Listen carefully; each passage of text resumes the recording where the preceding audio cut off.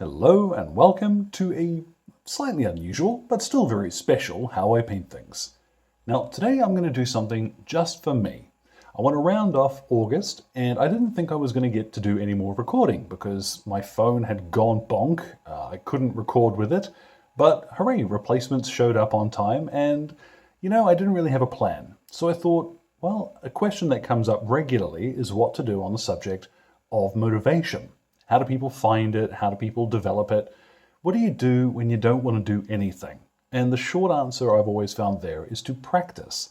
Now that doesn't sound particularly exciting, but the reason why I've got this fella here in front of me is because practicing on something outside your usual wheelhouse is normally a lot more fun. Doing something just because you find it interesting is a fine reason to paint a miniature. And you'll often find, if you're not too concerned about what the end result is going to look like, well, you're going to enjoy the process a lot more. So that's what I'm doing today. Not a strict guide or tutorial so much as just, well, I'm going to grab some paints and do things a little bit differently to how I normally do. So hopefully that doesn't put you off. I'm still quite pleased with the end result. As always, all of the paints will be listed in the description below, along with the base recipe for this fella. So let's get started. So first of all, I've given this fella a primer spray of Wraithbone from Citadel. There's not really a correct answer here, but I'd suggest something nice and light. You could use a white or even grey sear or something similar. I think just a fraction of warmth is going to help us quite a bit though. We're then going to start by painting the lowest level on the miniature, which in this dude is going to be his skin. So I've got here some Cadian flesh tone, and we'll just go ahead and start layering this straight over the skin. You'll see this covers very well over Wraithbone, but I would suggest if you see some of the primer showing through, just let this dry for a few minutes and come back and give it a second coat. And once that's dry, given the light primer, it's going to look super orange in comparison to everything else. But of course, once we place that in context, it's going to look a lot more sensible. Now, I want this fella to look like he's seen a fair bit of sun, so I am going to turn here to Reichland Flesh Shade, and I'm going to apply this over the skin. Don't need to absolutely bathe it, I just want to get a little bit of shading and to change up the color a little. Now if I thought he looked orange before, while that's drying we can start painting his shirt. Just take some time, let the shade dry around his collar before you get to that. I'm using here Vallejo's Off-White because I want him to be wearing a white shirt, but pure white is something you don't really come into contact with very often in reality, so we're using Off-White, it's close enough, and it gives us a little bit of wiggle room for what we can shade. And now, just the same as with his skin, we're going to shade his shirt now. I want it to have a slightly dusty appearance. So what I've got here, this is about 5 parts of contrast medium to 1 part skeleton horde. And what this is going to give us is a real pale beige. Same as with the skin tone, it's going to look quite dark going on. But as it settles and dries, it's going to look a lot more reasonable. Remember too, you can guide your contrast where you want it to give you more shading. So take a second, then we'll let this dry thoroughly. Now I think as that dries, you'll see a little more of what I've got in mind there. That's quite nice that. What I've got here, this is Desert Yellow, and this is a Vallejo model color version, not the game color. They are slightly different. This is a little warmer than Zamisi Desert is from Citadel, so I do recommend, if you can get your hands on the Vallejo line, this is a lovely one, and I'm going to apply it over his trousers. You may get a little of the primer showing through, so same as always, if you have to, come back and give it a second coat. And then we'll go up to his hat, and I'm going to use here Karak Stone to paint this in. Now it might seem strange going all the way up here, but I am going to shade all 3 of these areas in the same color in just a moment. Now once those colors are nice and solid, I've got my shade brush here. I'm going to switch to a medium brush to do his hat with this though. Now this is a half and half Agrax Earthshade and Lahmian medium mix because I want the shading, but I don't want it to be super dark. Now it's worth pointing out this is the old stuff. But because we're not trying to recreate a specific look, it doesn't matter too much what you use. If you've got the new stuff, don't worry about it. So I'm just going to quickly flick this over, guide it where I want it to settle, And yeah, once this is applied, we'll let this dry for about half an hour. Now, full disclosure, that hasn't really settled in quite the way that I would have wanted. It's a little bit grubbier than I had planned, but not to worry. What I've done is got some fresh desert yellow here, and I'm going to just pick out some of the areas where I want this to be a little tidier. So larger areas, and I'm going to leave some of that shaded stuff intact so that I've got some depth, but I'm going to fix up the color a little and make the trousers look, I think, a little softer again. In all honesty, that's still not quite what I had in mind. I might have been better off there trying the same contrast shading trick with something like Agaros Dunes, maybe a little snakebite leather, but this is why we practice. What I've got now is some black grey from Vallejo, and this is a really dark. When I paint this on him, you'll see as it dries, it is almost black, and that's perfect. So all over his waistcoat. And then I decided, no, instead I'm going to use burnt umber for his hair. This is very close to Thondia Brown, maybe a little bit lighter. Yeah, that's starting to come together. I'm actually starting to really like how that looks. I'm going to paint in now the metallic stuff, and for this I'm going to use Iron Hand Steel. Now this is a really nice light silvery color with a little bit of guts to it. So you can use this as a base coat for just about anything metallic, and depending on how you shade it, is going to make a huge difference to the finish. Now, something I found really interesting about the Marshal's badges is that there wasn't a standard until the 20th century. These were quite often handmade by the fellas wearing them, and commonly they would have a little sentence or something on the back which said that bearing the badge by itself gave no authority, which I find kind of interesting. So this fella, let's do his badge in silver, and the buttons on his waistcoat.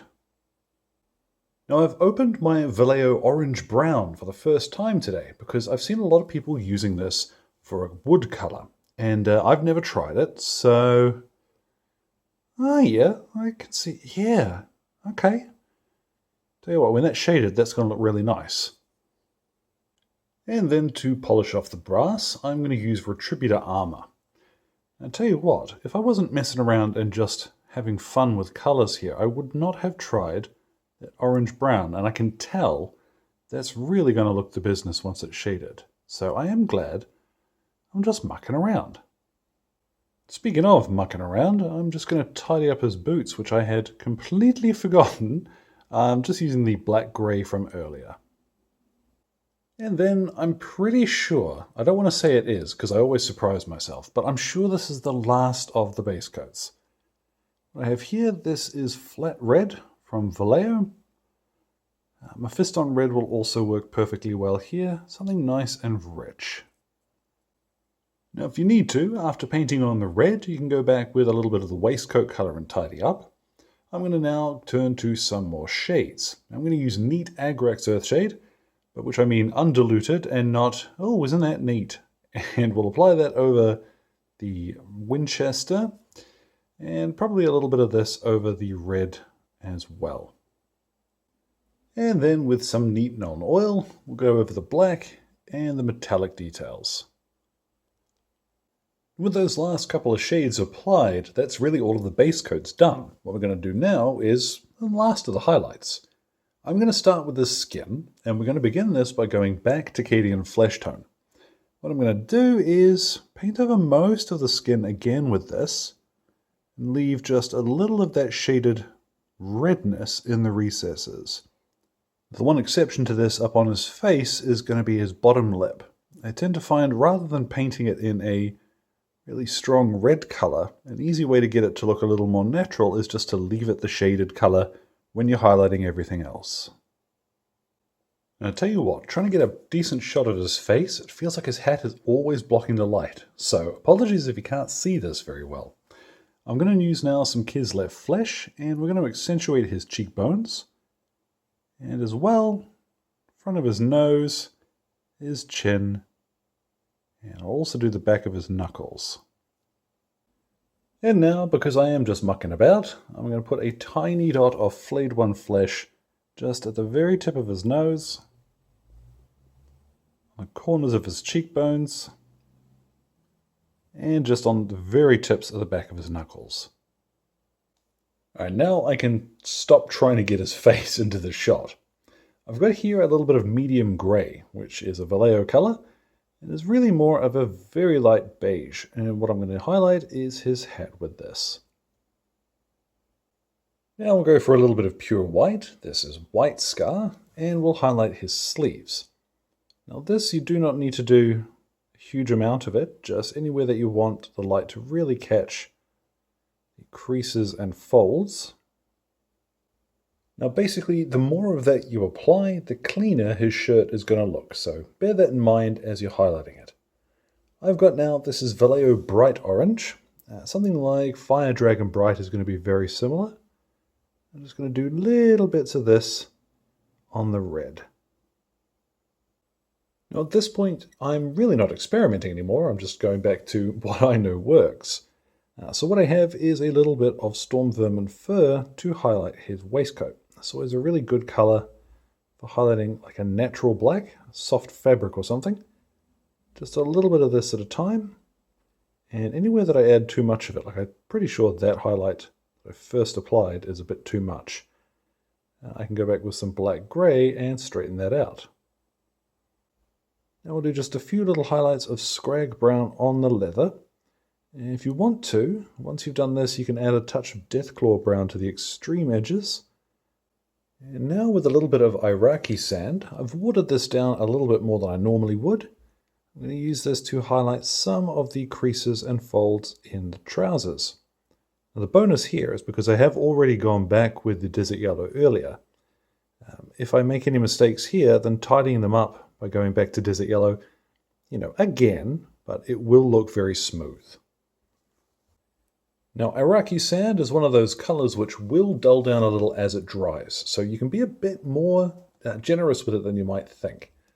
I'm going to go back to Iron Hand Steel, and I'm just going to use this to quickly brush along the top of the barrel on his Winchester here, just enough to brighten this up a bit. And then the very last highlight I'm going to apply is a little bit of Vallejo Model Metallic Air Chrome. And you'll see why. This is proper bright. Just a little bit of this around the outside of the badge here as soon as I find the end of my brush. And once I've done this, what I'm going to do is take him outside, hit him with a matte varnish spray, and I'll go ahead and pop a base on him. Let's have a look at what this fella looks like when he is all done. And there at last, our Marshal is complete. And I gotta be honest, past the point of applying the base, pretty much everything that could have gone wrong with this guy did. The varnish went absolutely bibbly-bobbly, so I had to then gloss varnish him, and then I've matte varnished him again by hand, and he's way more shiny than I would really like. And it's a real bummer. It happens sometimes, and you can deal with it as best you can, but it doesn't stop it being a real pain in the neck when it does actually happen. But end of the day, I've still got a miniature I can put on the table, and he is going to look just fine alongside all of my other lawmen. So there's that. We'll hang on to that. So as always, thank you very much to Exit 23 Games for the light and sound equipment, as well as all of my wonderful patrons who are keeping me ticking in paints and glue, including my producers, Alan Nuttall, Kyrie Crawford, Trainboy, Rod, and Jimmy. Your support really means the world, folks. Any questions or anything, feel free to drop them in the old comment box below. My Twitter and Instagram are both linked there too. So thank you very much for your time, one and all, and you all enjoy the rest of your day.